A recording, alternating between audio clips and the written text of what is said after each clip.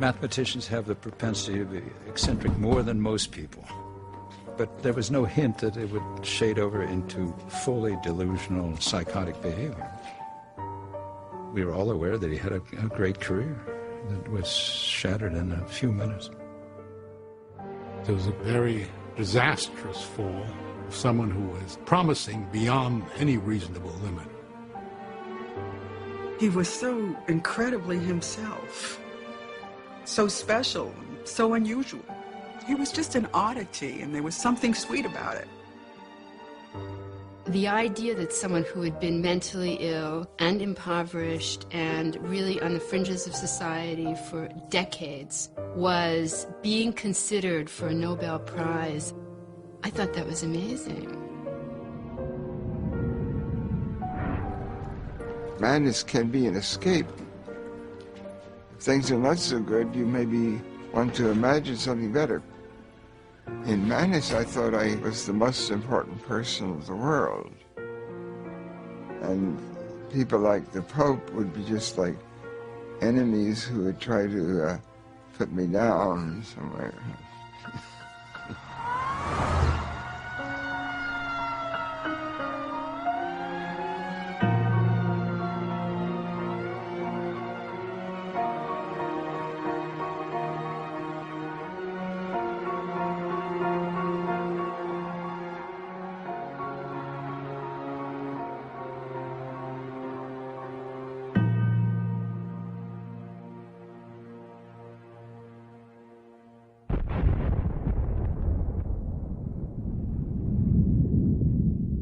In September 1949, the world learned that the Soviet Union had joined the United States as a nuclear power. The shocking news intensified fears in the U.S. and put a premium on mathematicians. Mathematicians had helped win World War II. Now there was hope they could protect America's strategic edge. Princeton University boasted the most elite math department in the world. Each of its graduate students was hand-picked. That year, one stood out. A 20-year-old from West Virginia named John Forbes Nash. These young mathematicians were all pretty cocky, but he towered over them in arrogance and confidence and also in eccentricity. John Nash was always an entity unto himself. When John walked into the room, you knew that John walked into the room. I think he thought of himself as superior, intellectually, mathematically superior.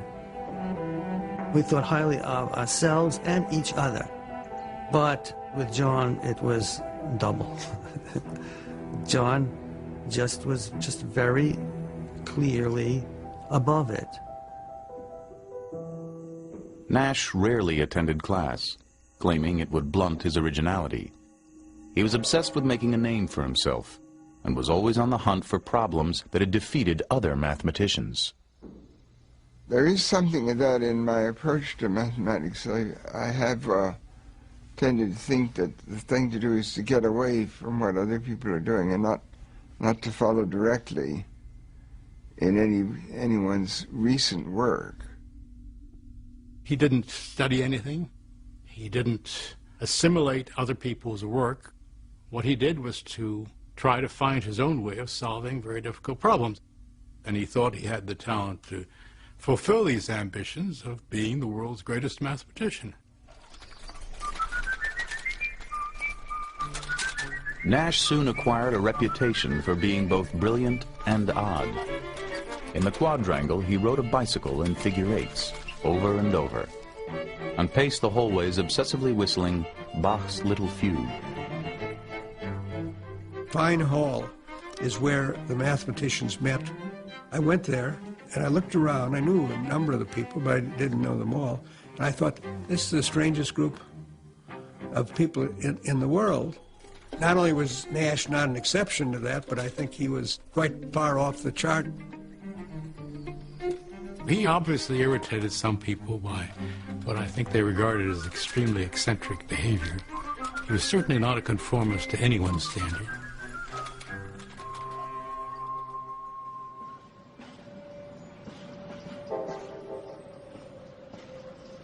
Even as a boy growing up in Bluefield, West Virginia, deep in the Appalachian Mountains, John Nash stood out. I was in grade school and I would be doing arithmetic. I found myself working with larger numbers than other students would be using. I would have several digits and they would have maybe 2 or 3 digits. One time, one of the teachers said he couldn't do the math. This is like 4th grade. And my mother laughed because it was obviously the point was he was doing it differently. I think my parents always knew that John was bright. His father, John Sr., was an electrical engineer. His mother, Virginia, a former teacher, tutored John at home and had him skip a grade in school. One time someone suggested that I was a prodigy. Another time it was suggested that I should be called Bug Brains because I had ideas that were sort of buggy or not perfectly sound. He took his share of abuse from certain groups, the brain working a little bit faster than anybody else's, so everybody else felt like they had to ridicule it a little bit. His senior year in high school, John won a Westinghouse scholarship, one of only 10 awarded nationally. 3 years later, he graduated from Carnegie Institute of Technology with a master's degree in math. His advisor wrote him a 1-sentence recommendation. This man is a genius.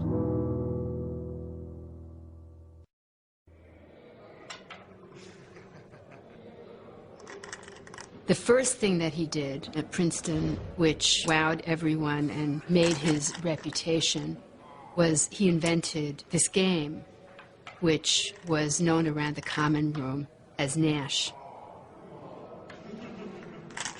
Nash's deceptively simple game of strategy swept the math department. Before long, he applied his interest in games to a new field of mathematics called game theory. Game theory attempted to explain the dynamics of human conflict by analyzing strategies used in games.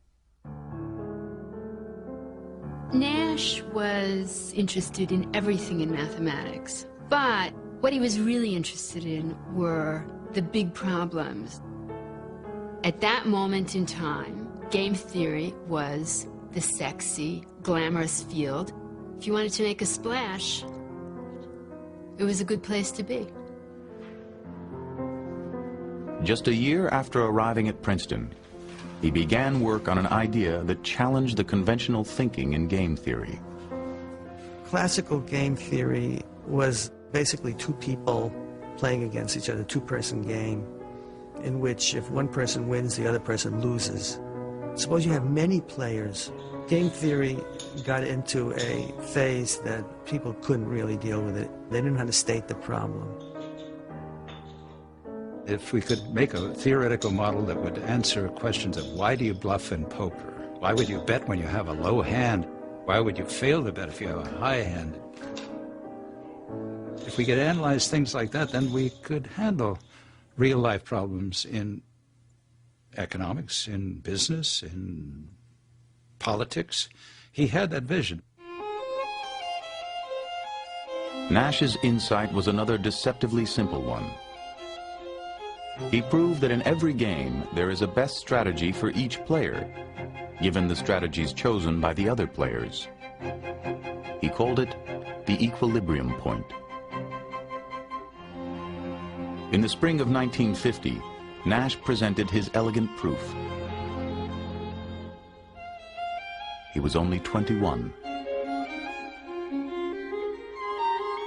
Years later, what became known as the Nash equilibrium would revolutionize economics.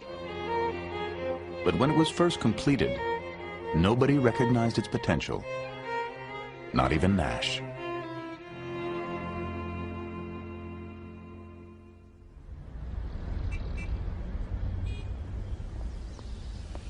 After receiving his Ph.D., Nash moved to Boston and joined the faculty of MIT. Students called him the Kid Professor, but he considered himself head and shoulders above his colleagues.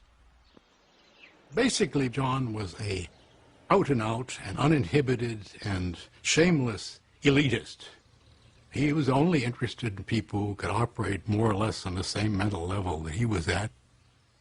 He was very brash, very boastful, very selfish, very egocentric.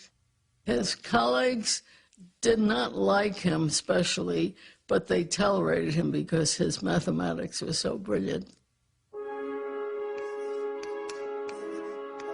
I was thinking about a problem, trying to get somewhere with it, and I couldn't, and I couldn't, and I couldn't. And I went to sleep one night, and I dreamt. I did not dream directly of a solution to that problem. Rather, I dreamt that I met Nash, and I asked him the problem, and he told me the answer. When I did finally write the paper, I gave him credit.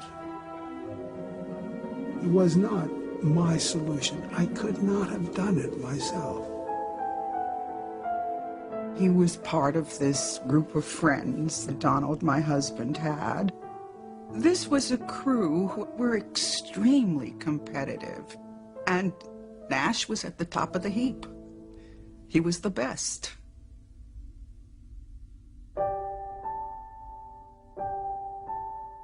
The following year, Nash began his first serious relationship. Eleanor Steer was a shy, compassionate nurse 5 years his senior. 2 months after they started dating, Eleanor discovered she was pregnant. She gave birth to a baby boy and named him John. Nash refused to pay for the delivery, wouldn't even add his name to the birth certificate.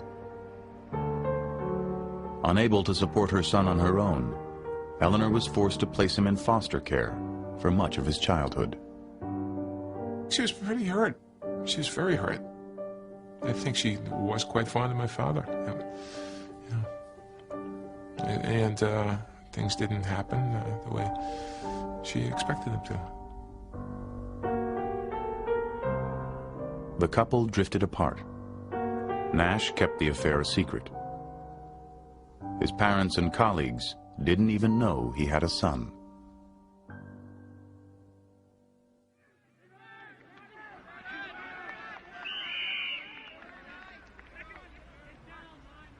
Not long after breaking up with Eleanor, Nash met Alicia Larday, a 21-year-old from El Salvador and one of his students. A physics major, she was one of only 16 women in a class of 800 at MIT. She was an extremely attractive girl and not American, and I somehow think that that was significant, that she was not your ordinary college girl, that she had also come from a very different place. At the time, he was a little bit like the fair-haired boy of the math department. He was, I think, considered very young for his position, and he was very nice looking, you know. When she was younger, she wanted to be another Madame Curie. John's ambition was one of the things that attracted Alicia to him. She had that desire, and she transferred it to him.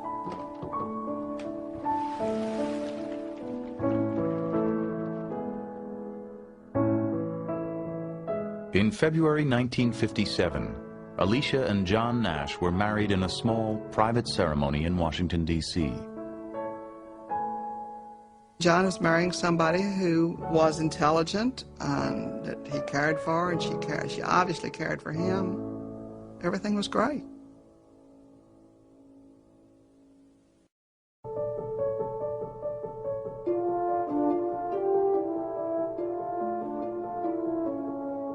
Since arriving at MIT, Nash had solved a series of imposing problems in mathematics, ranging from algebraic geometry to partial differential equations. Unlike his work in game theory, these groundbreaking proofs dazzled the mathematical world. We would all be climbing the mountain being mathematical perfection. He had a different approach. We came up this way and he came this way. In July 1958, Fortune magazine featured him as one of the brightest stars in mathematics.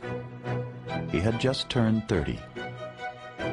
For a mathematician, turning 30, it's a lot like for a ballet dancer or an athlete. Age is your enemy. By his own standards, Nash had fallen short.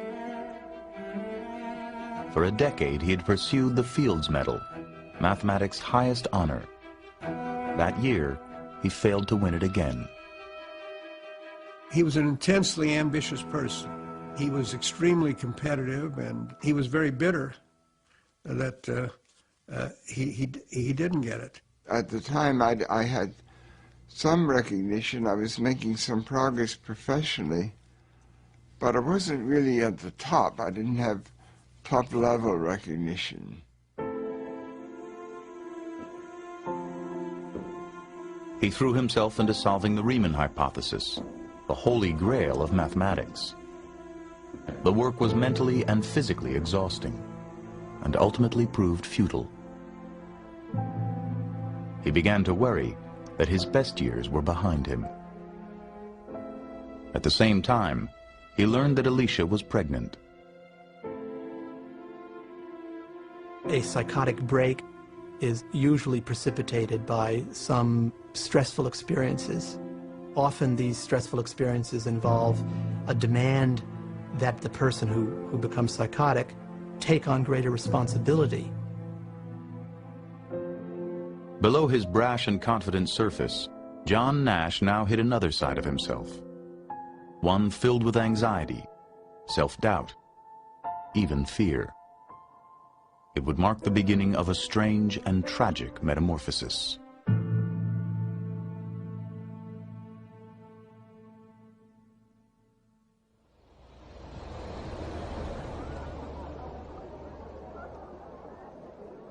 On New Year's Eve 1958, the Nashes attended a costume party at the home of a colleague. John went dressed as a baby. He wore a diaper and spent much of the night curled up in Alicia's lap. Even to those used to his eccentricities, it was a disturbing scene. A few weeks later, Nash rushed into the common room at MIT and claimed that powers from outer space were sending him coded messages in the New York Times.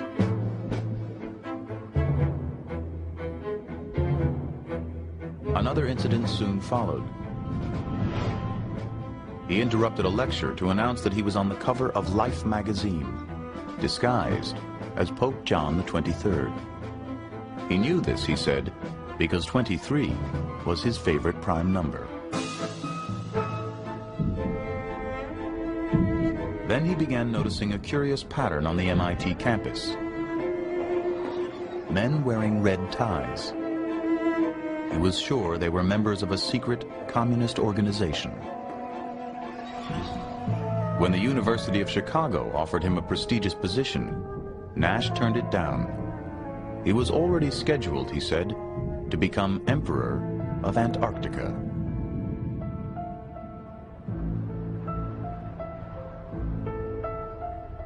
John talked about the people from outer space who were destroying his career and the international organizations that were attacking him. Somebody you've known for a long time, to hear this kind of news is very unsettling. Really, his personality seemed to change in a period of a week or so. It was very fast. I mean, you're seeing a mind disintegrate in front of you. I felt shocked The math department chairman thought Nash was having a nervous breakdown and relieved him of his teaching duties in February. Still, Nash continued to unravel. One night, he painted black spots all over the bedroom wall.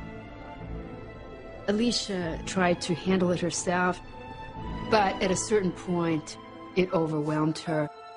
And when she turned to a psychiatrist, she was ultimately advised that he should be hospitalized.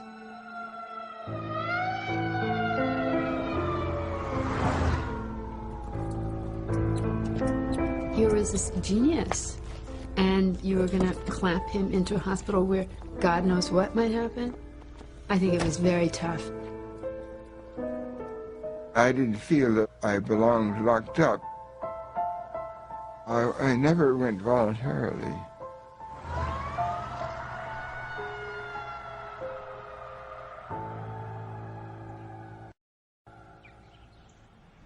Nash was taken to McLean Hospital, a private psychiatric facility outside Boston known for treating the wealthy and famous. He was diagnosed with paranoid schizophrenia and given an injection of Thorazine to calm him down. His treatment consisted of psychoanalysis. The staff called him Professor. In those days, many doctors thought schizophrenia was related to problems in childhood, problems in mothering. They didn't know it was a real brain disease, and that people are born with a vulnerability to that brain disorder. Conventionally, we define it as a severe mental illness characterized by hallucinations, delusions, or peculiar forms of thinking. For example, a schizophrenic may feel that when he looks at you, he may believe that it's not himself who's looking at his own eyes. Somehow someone else is actually having his experiences. A delusional state of mind is like living a dream. Well, I knew where I was. I was there in observation, but I was able to think that I was like a victim of a conspiracy.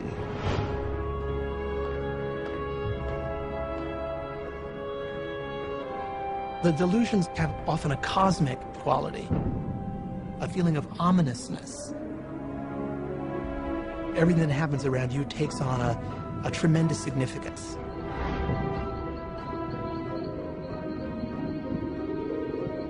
In madness, I saw myself as some sort of a messenger having a special function.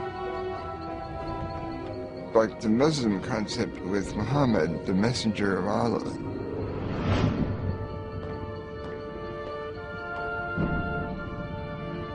Someone who visited him in the hospital asked him, how could you, a mathematician, someone who's committed to rationality, how could you believe that aliens from outer space were communicating with you? Nash's response was, these ideas came to me the same way my mathematical ideas did, so I believe them.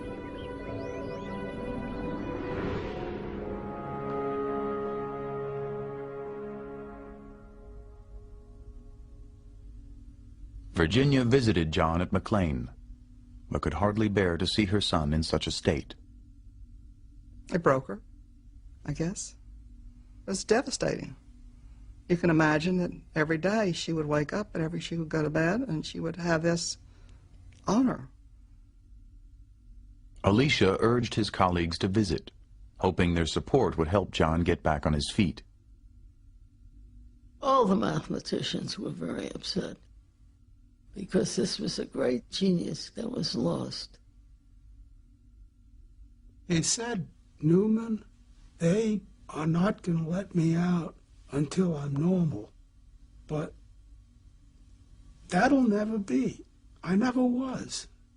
I began to realize I would not be getting out of the hospital unless I conformed and behaved normally. And so in part I would do that as if I would be sweeping the delusions under a rug, and they were able to come out later on. It could be triggered, and I would move very quickly to accepting it again.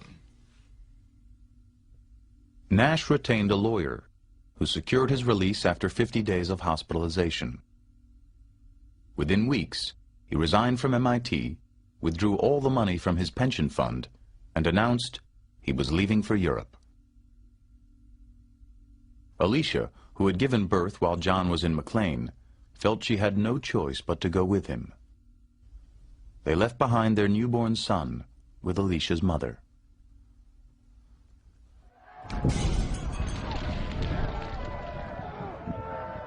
In July 1959, the Nashes arrived in Paris to find the city in turmoil.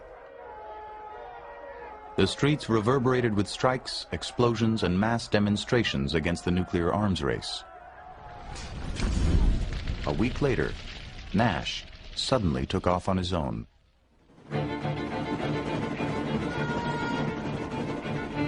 He went to Luxembourg and announced he wanted to give up his American citizenship. He was turned away.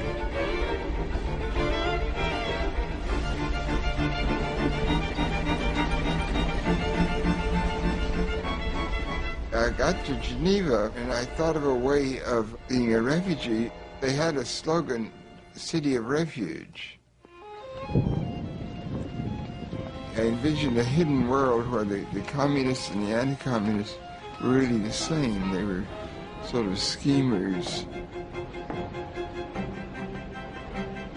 And I had the idea that some of the people, like Eisenhower and the Pope and the powers that be, might be unsympathetic to me.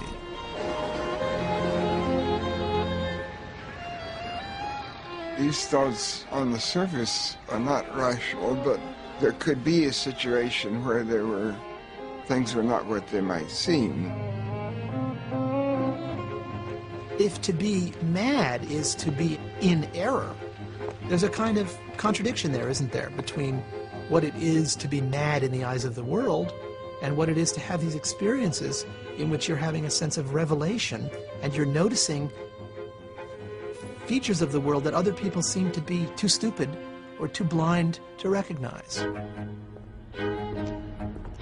Most of the time when he was trying to give up his citizenship, he was being followed around by the naval attaché who had was commissioned to get his passport back and give it to Alicia. And so he chased him around Europe. I went to the American embassy in Paris, and I asked for help. I said, I don't know what to do, but I don't want him to get into trouble. Nash wandered Europe for 9 months before embassy officials arranged to have him deported. French police seized him and took him to the airport. Nash later claimed that he was sent back on a ship, in chains like a slave.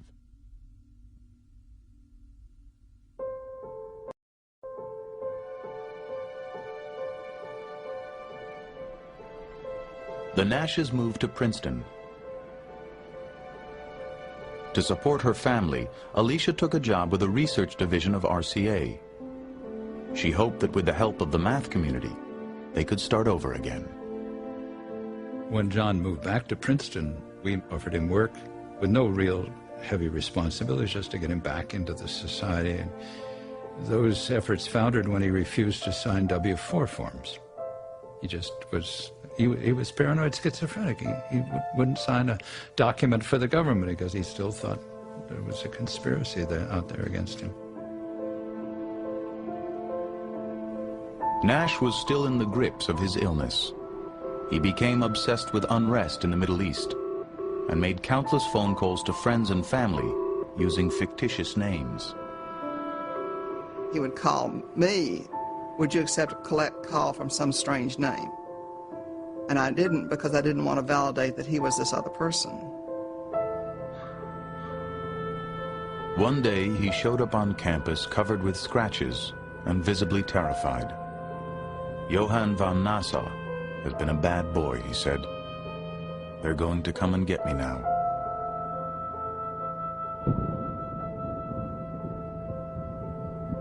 Less than 2 years after his release from McLean, Nash was hospitalized again. Alicia, Virginia, and his sister Martha committed him to Trenton State Hospital, the former New Jersey lunatic asylum. At this point, we didn't know whether this was going to be a very long, very expensive process. And we had been advised that Trenton was a good hospital. McLean Hospital had been kind of a country club. Trenton was a crowded, open ward. When he arrived at Trenton State, Nash was assigned a number and was marked and told to sweep up, and it was a terrible thing. When his colleagues heard where Nash was, many were outraged. "Who's going to figure out what is wrong with a genius there?" asked one. "It is in the national interest," warned another, "that everything possible be done to protect Nash's exceptional mind."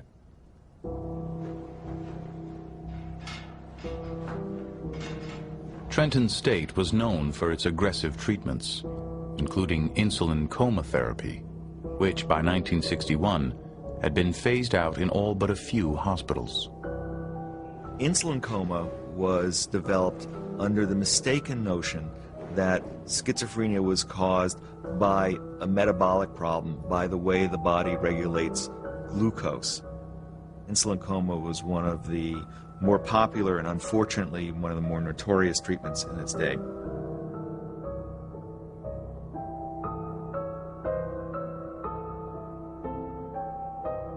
I don't remember all the details.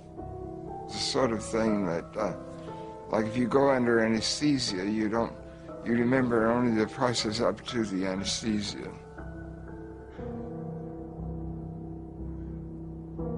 A nurse would wake patients early in the morning and give them an injection of insulin. Their blood sugar would drop, and soon they would be comatose. Some patients would suffer spontaneous seizures. Insulin coma deliberately puts the body into total shock. This was done under supervised circumstances, because if you do that too aggressively, you can die.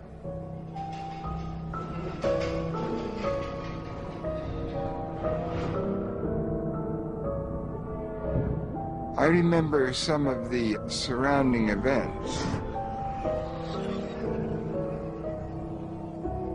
There would be a group of people that would be getting it, and then afterwards they would go out on the grounds and pass some time and drink sugar water. I got to thinking of the cruelty to animals. I became a vegetarian at the time that I was in the Trenton Hospital. I was sort of thought that one could protest against this sort of treatment. Nash endured insulin treatments 5 days a week for 6 weeks. His symptoms diminished, and after 6 months of confinement, he was finally discharged. No one knew what the long-term effects of his treatment might be. He came to visit us, and it was after this awful treatment, and he looked like he had been battered and through some devastating something, and spoke of it a little bit himself. And it was, it was kind of heartbreaking. He said these treatments that he had gone through had wiped out his early memory. So I think what he was doing, he was visiting me and different people to see if he could get his memory back.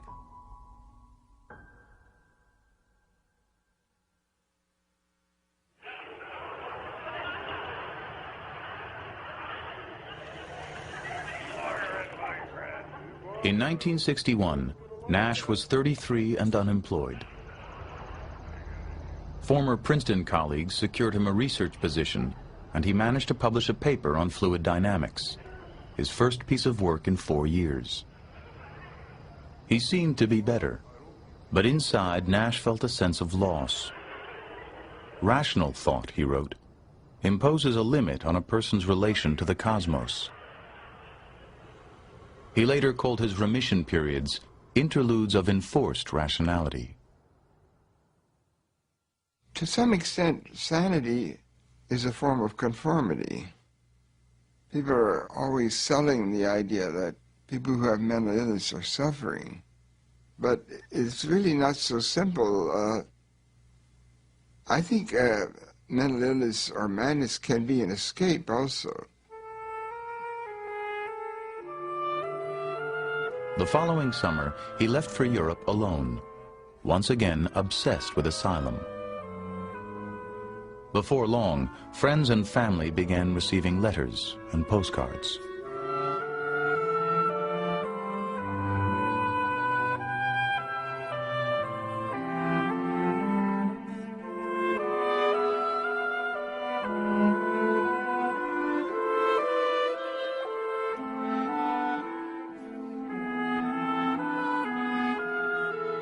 It wasn't the type of letter you would expect to receive from a father. How you doing, or what have you been up to? It was unbelievable how these things were supposed to mean something. They were frightening in a way, the letters. And they made use of all the things that had been in his life. Mathematics was a kind of numerology, and politics mixed with paranoia.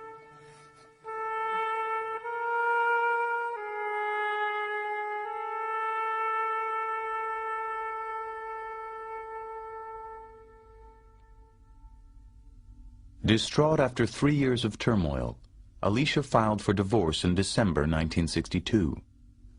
Her complaint charged that Nash resented her for committing him and had deserted her without support.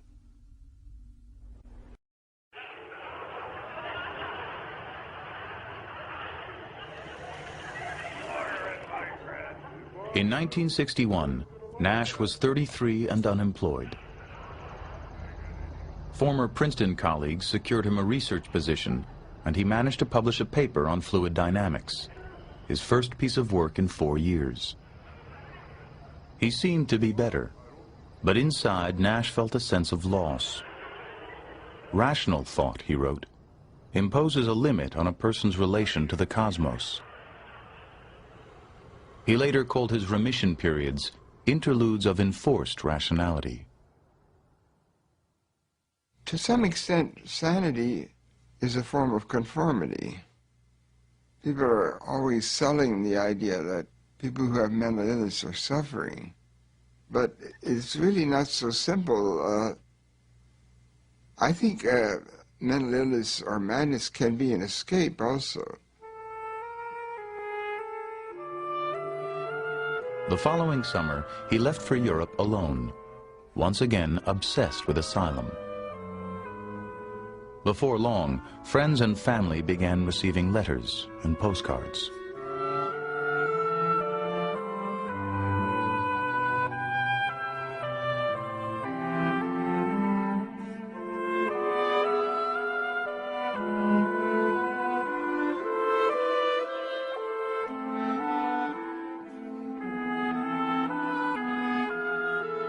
It wasn't the type of letter you would expect to receive from a father. How you doing, or what have you been up to? It was unbelievable how these things were supposed to mean something. They were frightening in a way, the letters. And they made use of all the things that had been in his life. Mathematics was a kind of numerology, and politics mixed with paranoia.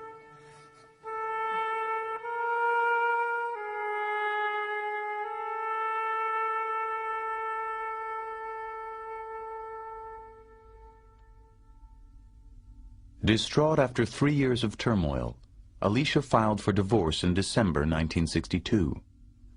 Her complaint charged that Nash resented her for committing him and had deserted her without support.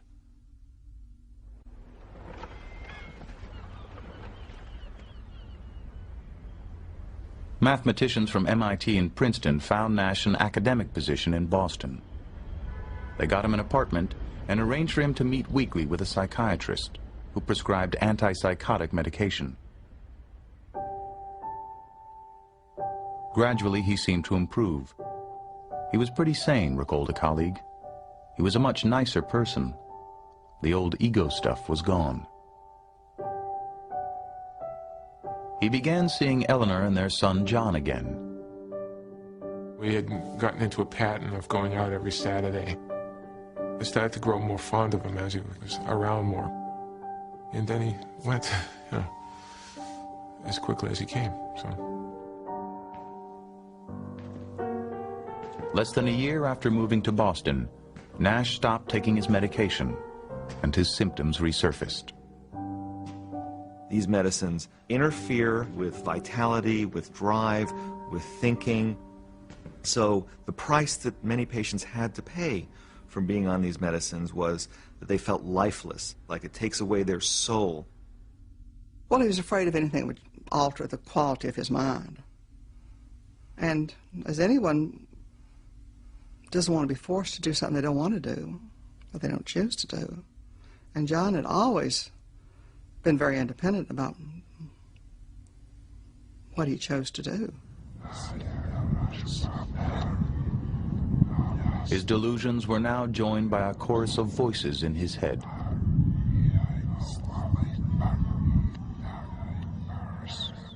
The kinds of hallucinations that are most common in schizophrenia are auditory hallucinations of voices of a certain kind. One kind would be two or more voices which are talking about the ongoing behavior of the patient. So if I were schizophrenic, I might hear, you know, John and Mary saying, okay, so why is Louis doing that now? And then Mary would say to John, oh, he's just a jerk. He always does that kind of thing. They go back and forth, but it's sort of a commentary, often critical, on my ongoing behavior. You're really talking to yourself. It's what the voices are.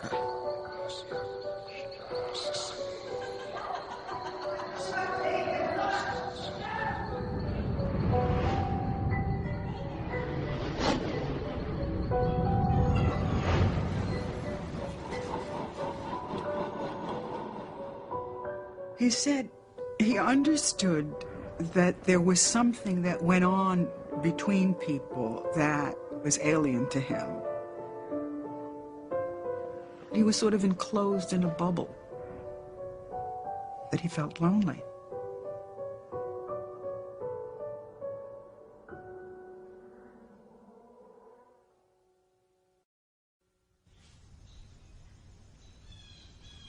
In 1970, Alicia Nash had a change of heart. She felt John's repeated hospitalizations had been a mistake. Alicia decided to let him move back in with her and promised never to commit him again. I didn't think he should just be hospitalized in an institution and left there. And I just felt it was best for him to be on the outside. She took him back not as her husband, but as somebody who needed help and nobody else would have him. Giving him shelter and meals and protection made a tremendous difference in his well-being.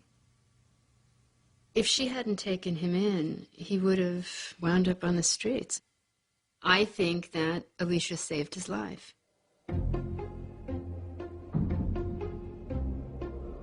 Princeton students began noticing a strange sight on campus. Entire blackboards filled with minutely written formulas and secret codes. Rumors spread it was the work of a mysterious figure who wore red sneakers and kept to himself. They called him the Phantom. There were all kinds of myths about him. The students would tell each other that he had gone mad because of a too difficult problem he tried to crack, or after a rival beat him to the punch. And students were aware that the powers that be were protecting him.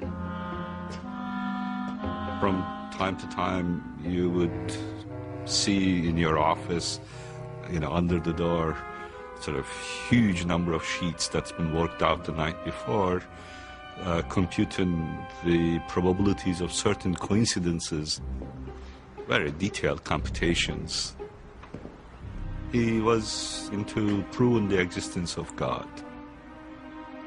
I felt that I might get a divine revelation by seeing a certain number. A great coincidence could be interpreted as something, a message from heaven.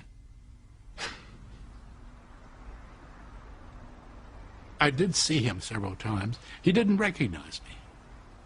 I didn't press the matter. I didn't have the sense I could have any contact with it. So I didn't try. Year after year, for more than a decade, the Phantom roamed the Princeton campus, unaware that the work he had done as a student had finally sparked a revolution.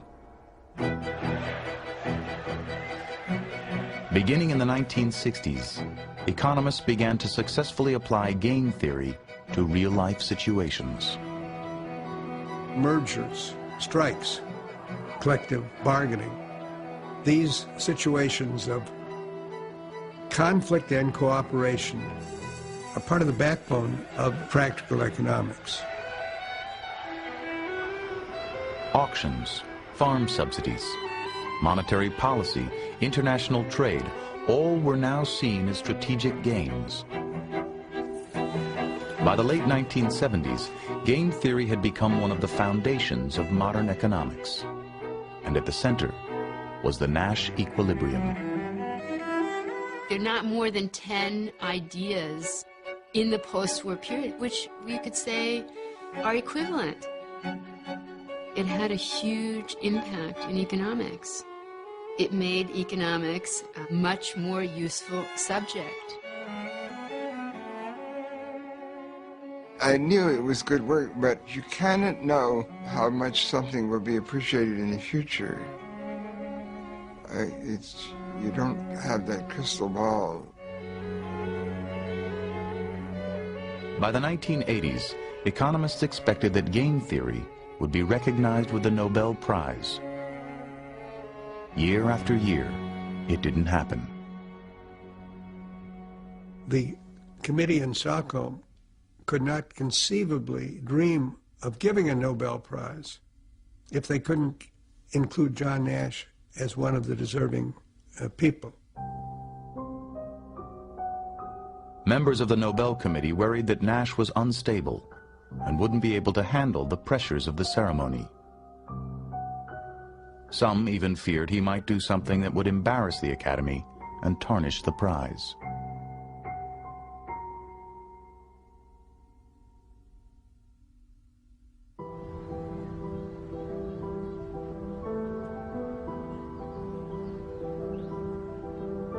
Beginning sometime in the 1980s, after 3 decades of struggling with mental illness, John Nash experienced his second transformation. I don't really remember the chronology very well. Exactly when I moved from one type of thinking to another. I began arguing with the concept of the voices, and ultimately I began rejecting them and deciding not to listen. His descent into madness had been sudden. His reawakening was gradual, almost imperceptible. A portion of schizophrenics, after a long period of time, often do seem to get better. And how that occurs remains a mystery.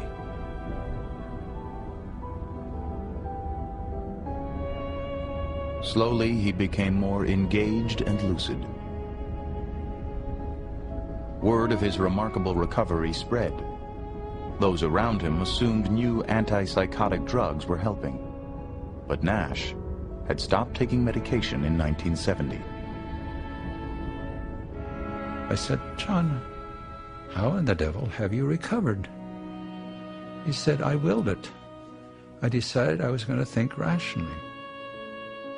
He has said that he more or less put his hallucinations aside, like a conscious decision. I mentioned that to somebody, and she said, "Well, why didn't he do it sooner?"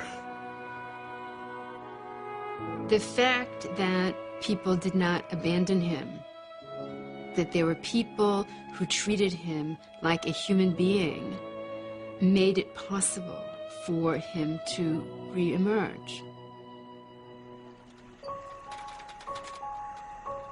This wonderful thing that happened to John could only happen in this little mathematical community that is very, very tolerant of certain aberrations and also at the same time incredibly admiring of gift or genius.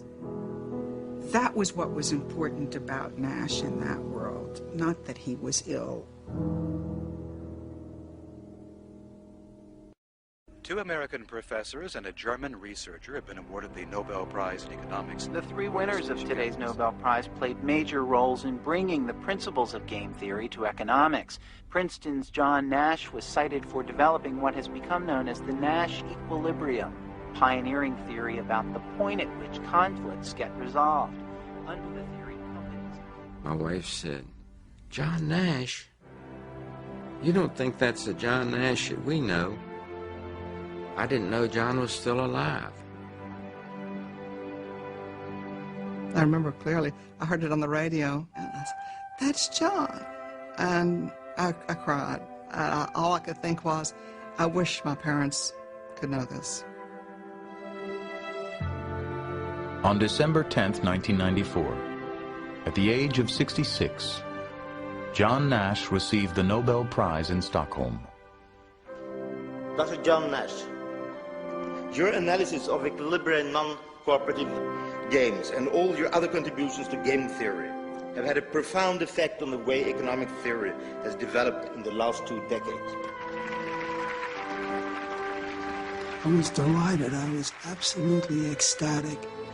And so was my wife. It was so wonderful. Jubilant. We danced around our kitchen. I mean, it was such a marvelous vindication that after all this time, this incredible acknowledgement, it was great.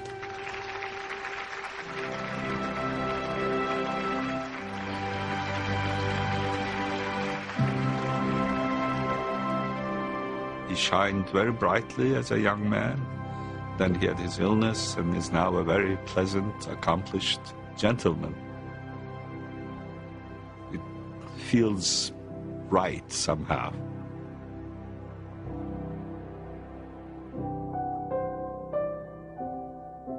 John Nash lives in Princeton with Alicia and their son Johnny, who is also a mathematician and suffers from schizophrenia. After a long estrangement, Nash has reconnected with his eldest son, John Steer. In the spring of 2001, 38 years after their divorce, John and Alicia remarried.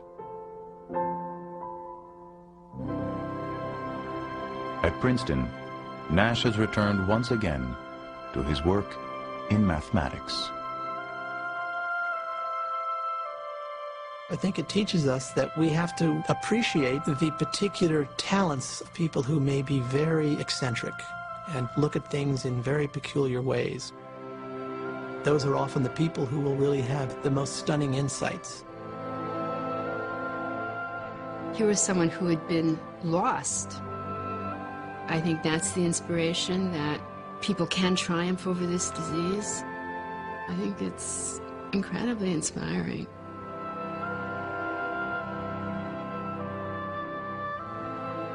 I'm not thinking anything crazy, but there are different possibilities. I don't know what the future holds exactly, even if it's not such a long future. For me. Of course, the future in general is presumably long, unless things really go bad, or unless some miracle happens.